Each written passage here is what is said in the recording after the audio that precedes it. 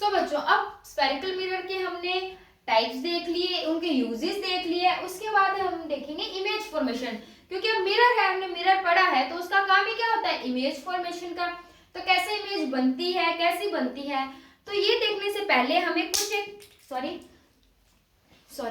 एक टॉपिक्स देखने होंगे। जैसे कुछ नॉर्मल टर्मिनोलॉजी जो हम इमेज फॉर्मेशन के टाइम यूज करेंगे, और उसके बाद साइन कन्वेंशन, फिर उसके जो रे डायग्राम्स है, फिर अपने चलेंगे इमेज फॉर्मेशन से।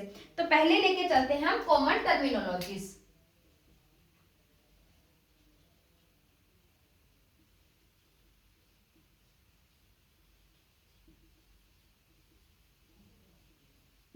ठीक है, तो ये देखो कॉमन टर्मिनोलॉजीज के अंदर हम क्या पढ़ेंगे कि मैं एक मिरर लेके चलती हूँ, चाहे ये कनकेव है चाहे कन्वेक्स है, दोनों के लिए टर्मिनोलॉजी बेटा सेम रहेगी। तो देखो, मैंने जिस स्फीयर से इसको काटा है, जिस स्फीयर से भी इस मिरर को या इस कांच के टुकड़े को मैंने काटा है, उसके सेंटर से मैं एक लाइन ड्रॉ कर देती हूँ। ठीक है, अब ये जो लाइन होती है ना, ये एग्जैक्ट सेंटर पे होती है, उस लाइन को कहते हैं प्रिंसिपल एक्सिस। इस लाइन को क्या कहते हैं, प्रिंसिपल एक्सिस। अब देखो बेटा, जो ये पॉइंट होता है ना, इस जो मिरर के सेंटर में जहां ये प्रिंसिपल एक्सिस आके मिलती है, इस पॉइंट को हम कहते हैं पोल। ठीक है, अब देखो, अब जहां से, अब देखो जैसे ये सर्कल था, जहां से मैंने इसको ड्रॉ किया है, अगर ये ऐसा सर्कल था, सर्कल तो नहीं कहेंगे, ऐसा स्फीयर था एक, इसका एक स्फीयर था। अब इसका जो सेंटर होता है, इस स्फीयर का जो सेंटर है ना, जिस स्फीयर से इस टुकड़े को काटा गया है, इस स्फीयर को एग्जैक्ट सेंटर को हम कहते हैं बेटा centre of curvature. Centre of curvature. अब देखो, सेंटर ऑफ कर्वेचर और इस पोल के एग्जैक्ट जो बीच की डिस्टेंस होती है, मतलब इसका जो जस्ट हाफ होता है, इसे हम कहते हैं फोकस। ठीक है, ये कुछ एक कॉमन टर्मिनोलॉजीज थी जो हमें बार बार यूज करनी है बेटा। कौन कौन सी, principal axis, centre of curvature, focus, pole. ठीक है, अब हम चलेंगे साइन कन्वेंशन पे। ठीक है, अब देखो, कहीं ना कहीं अगर हम ये देखें,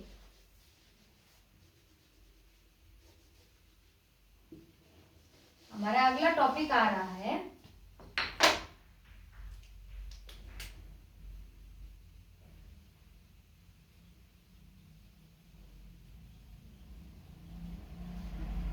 साइन कन्वेंशन। ठीक है, अब इस साइन कन्वेंशन में अगर हम देखें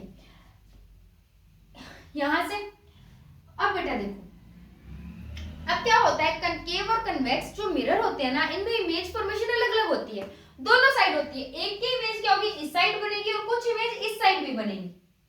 ठीक है, और अगर मैं इसको ओरिजिन लेके चलूं, एज ए जीरो लेके चलूं, तो क्या ये साइड मेरी पॉजिटिव साइड आ रही है और ये साइड नेगेटिव साइड आ रही है, ऑब्वियस सी बात आ रही है। तो यहाँ बेटा इस साइड जितनी भी वैल्यूज जाएंगी वो कैसे जाएंगी, नेगेटिव। इस साइड जितनी भी वैल्यू जाएंगी वो क्या जाएंगी, पॉजिटिव। ठीक है, अब मैंने इमेज फॉर्म करनी है, इमेज फॉर्म करनी है तो मेरे को कोई ना कोई ऑब्जेक्ट रखनी होगी, ऑब्जेक्ट रखनी होगी तो बेटा वो ऐसे परपेंडिकुलर ही रखी जाएगी इस लाइन के। ठीक है, अब जो भी, अब हमें पता है जो हम कार्टेशियन कोऑर्डिनेट, इसको बेटा कार्टेशियन कोऑर्डिनेट से कंपेयर करके चलो तो बहुत इजीली समझ आएगा। मेरा ये कार्टेशियन कोऑर्डिनेट होता है, ये मेरा ओरिजिन है, मैं क्या करती हूँ, इधर वाली एक्सिस की मेरी सारी वैल्यूज पॉजिटिव होती है, इस वाले की सारी नेगेटिव होती है। ऑब्वियस सी बात है, चल ही रहा है, इधर नेगेटिव चल रहा है इधर पॉजिटिव चल रहा है। अब बात है अपवर्ड और डाउनवर्ड। अब जो भी वैल्यूज या जो भी अपनी ऑब्जेक्ट रखने हैं, इमेज बन रही है, कुछ भी बन रहा है, अगर वो अपवर्ड डायरेक्शन में, मतलब सीधा रखा गया है, ऐसे है, जैसे मैं वाई एक्सिस पे लेके चलती हूँ ना, ऊपर वाली साइड पॉजिटिव और नीचे वाली साइड नेगेटिव, अपने कार्टेशियन कोऑर्डिनेट में करते ही है, वही बात यहाँ है बेटा। अगर ये ऑब्जेक्ट या इमेज जो भी है वो परपेंडिकुलर अपवर्ड है, तो उसकी वैल्यूज कैसी होगी, सारी पॉजिटिव, चाहे वो इस साइड है चाहे वो इस साइड है, जहां तो वो ऊपर की साइड ही जा रहा है ना। ठीक है, और अगर नीचे की साइड होगा, दोनों साइड कहीं भी, अगर नीचे की साइड होगा, ऊपर की साइड होगा तो पॉजिटिव, और नीचे की साइड दोनों साइड में ही नेगेटिव। बस इतना सा कंसेप्ट है साइन कन्वेंशन का। अगर ये हमें अच्छे से समझ आ जाता है तो बहुत इजीली हम इमेज फॉर्मेशन कर सकते हैं और इसकी जो न्यूमेरिकल वैल्यूज है उसे भी सॉल्व कर सकते हैं। आप इतना नोट करो, फिर इसके बाद हम देखते हैं रे डायग्राम्स। ठीक है,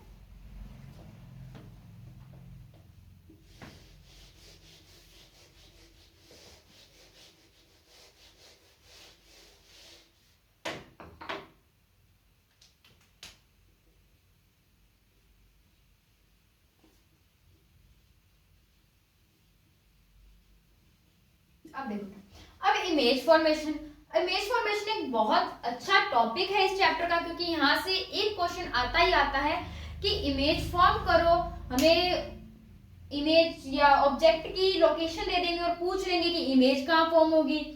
इमेज की लोकेशन बता के ऑब्जेक्ट पूछ सकते हैं कहाँ रखा हुआ होगा। ठीक है, तो हम दोनों रे डायग्राम्स के अंदर हम देखेंगे कि कहाँ से रे आती है और वो कहाँ से रिफ्लेक्ट होती है।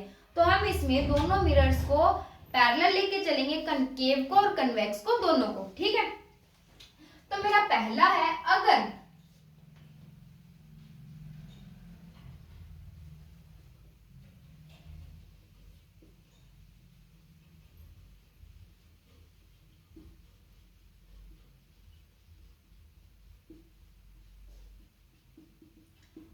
मेरी जो रे आ रही है वो पैरेलल हो प्रिंसिपल एक्सिस के, तो क्या होगा। तो देखो, मैं दोनों मिरर्स बना लेती हूँ। ये है मेरा कनकेव मिरर और ये है बेटा मेरा कन्वेक्स मिरर। अब आपको मजे की बात बताऊं, जो कनकेव मिरर होता है ना, उसमें तो जो इमेजेस होती हैं वो जिस साइड से रे आती है ना उसी साइड बनती है। मतलब ऊपर की ओर से अगर यहाँ से रे आ रही है ना, तो ऑब्जेक्ट ऊपर है तो इमेज नीचे बनेगी, मतलब उसी साइड होगी। लेकिन जो कन्वेक्स मिरर होता है ना, उसमें क्या होता है बेटा, सारी इमेजेस मिरर के अपोजिट साइड बनती है। कैसे, रे हमारी इस साइड से आ रही है तो हमारा रिफ्लेक्टिंग सरफेस ये है, तो मेरी इमेज भी इस साइड बननी चाहिए थी, लेकिन नहीं, इमेज सारी कहाँ बनेगी, इधर वाली साइड। ठीक है, तो लेके चलते हैं। हमारा सबसे पहला पॉइंट है, अगर रे, ये मेरी प्रिंसिपल एक्सिस होगी, अगर रे प्रिंसिपल एक्सिस के पैरेलल आ रही है, मतलब मेरी रे कैसे आ रही है, पैरेलल आ रही है प्रिंसिपल एक्सिस के, तो बेटा वो कहां से निकलेगी, फोकस से होगी। ये मेरा फोकस है, फोकस से होकर निकलेगी। ये मेरी इंसिडेंट रे है और ये मेरी रिफ्लेक्टेड रे है। ठीक है, अब यहां भी ऐसे ही है, आ तो बेटा प्रिंसिपल एक्सिस के पैरेलल रही है। ठीक है, अब इसे निकलना कैसे चाहिए, ऐसे। ये मेरी इंसिडेंट रे है, ये मेरी रिफ्लेक्टेड रे है। इसमें क्या होता है बेटा, ये इस साइड जाएगी, इस फोकस में। फोकस तो दोनों साइड ही है, मैंने इसको इस साइड से काटा है, तो मतलब फोकस तो इस साइड हुआ ना इसका। रिफ्लेक्टिंग सरफेस तो मैंने बाहर की साइड बना दी, लेकिन जो फोकस है, सेंटर ऑफ कर्वेचर है, वो तो इसका इनवर्स से देखेंगे अपने। तो रे आ ऐसे रही थी, इंसिडेंट रे जाना उसको ऐसे चाहिए था, लेकिन वो गई कहां से, इस फोकस से। तो हमारे जो इमेज फॉर्मेशन के टाइम हम देखेंगे, जो भी रे पैरेलल आएगी उसका जो रिफ्लेक्टिंग हमारी जो बनेगी वो यहां बनेगी। ठीक है, सेकंड, फ्रॉम फोकस। ठीक है, इसमें भी मैं दोनों मिरर्स ड्रॉ कर लेती हूं। ये हो गया मेरा कनकेव मिरर और ये हो गया मेरा कन्वेक्स मिरर। ठीक है, अब इसमें भी देखो बेटा, अब देखो, जब रे पैरेलल आ रही थी प्रिंसिपल एक्सिस के, तो वो फोकस से मतलब बेंड होके गई है। और यही सेम इसका एग्जैक्ट हम उल्टा कर देंगे कि जब भी रे, हमारा फोकस है, जब भी रे बेटा फोकस से आएगी वो प्रिंसिपल एक्सिस के पैरेलल हो जाएगी। ठीक है, प्रिंसिपल एक्सिस की क्या हो जाएगी, पैरेलल। ये मेरी इंसिडेंट रे है और ये मेरी होगी रिफ्लेक्टेड। ठीक है, अब इसका फोकस तो इस साइड है बेटू, इसका फोकस इस साइड है। तो देखो, ये मेरी इमेजिनेशन से मैंने ड्रॉ की, रे ऐसे आ रही थी और जाएगी कैसे, वो ऐसे। ये मेरी इंसिडेंट रे थी, ये मेरी। ठीक है, ये हो गए मेरे दो केस। अगर रे आ रही है प्रिंसिपल एक्सिस से तो वो फोकस से निकलेगी, और अगर रे फोकस से आ रही है तो प्रिंसिपल एक्सिस के पैरेलल होकर निकलेगी। ठीक है, ये दो केस हो गए। इसके आगे हम देखते हैं, इतना आप नोट डाउन करो।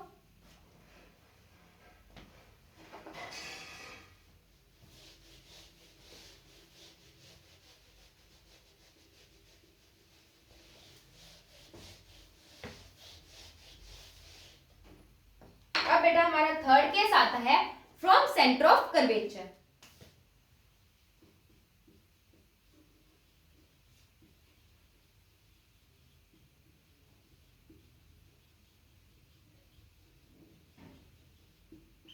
From centre of curvature. अब इसमें भी हम दोनों मिरर्स ड्रॉ करेंगे। ये हो गया मेरा कनकेव मिरर, ये हो गया मेरा कन्वेक्स मिरर।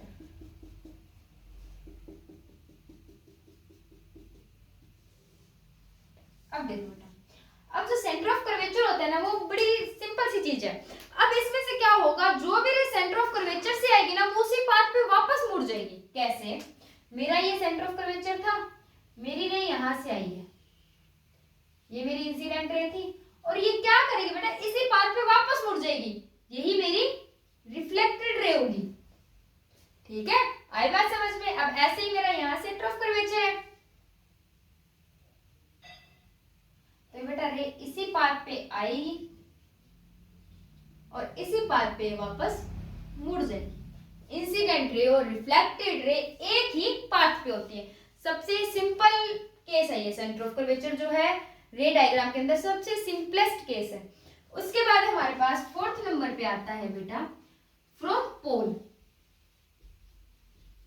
अब देखो, मैंने 4 टर्मिनोलॉजीज मेनली बताई थी आपको, principal axis, pole, focus and centre of curvature. तो हमने देख लिया रे प्रिंसिपल एक्सिस के पैरेलल आ रही थी, उसका यूज कर लिया। फिर उसके बाद हमने देखा था कि जब रे फोकस से आ रही थी, उसका यूज कर लिया। उसके बाद हमने सेंटर ऑफ कर्वेचर का भी यूज कर लिया। हमारे पास लिस्ट में बचा कौन सा? पोल। अब देखो, पोल से क्या होता है बेटा, ये मेरा आ गया कनकेव मिरर, ये मेरा आ गया बेटा कन्वेक्स मिरर। अब देखो, अब जो रे पोल से जिस एंगल पे आएगी, अब जो हमने लॉस पढ़े थे ना, लॉस ऑफ रिफ्लेक्शन में, उसमें हमने क्या देखा था, इंसिडेंट रे जिस एंगल पे आती है, पैरेलल रे, इंसिडेंट रे जिस एंगल पे आती है, रिफ्लेक्टेड रे भी वही एंगल नॉर्मल के साथ बनाती है। तो हम वही केस ये लेके चलेंगे, ये हमारा नॉर्मल हो गया। अब पोल में बेटा केस क्या होता है, इंसिडेंट रे जिस एंगल पे आती है ना, उसी एंगल पे मुड़ जाती है। ये मेरा इंसिडेंट रे, ये मेरा रिफ्लेक्टेड रे। अब इसको मैं अगर पोल मान के चलूं, तो ये मेरा इंसिडेंट एंगल था और ये मेरा रिफ्लेक्टेड एंगल था, और ये दोनों सेम होते हैं। और यही सेम केस बेटा मेरा इसमें होगा।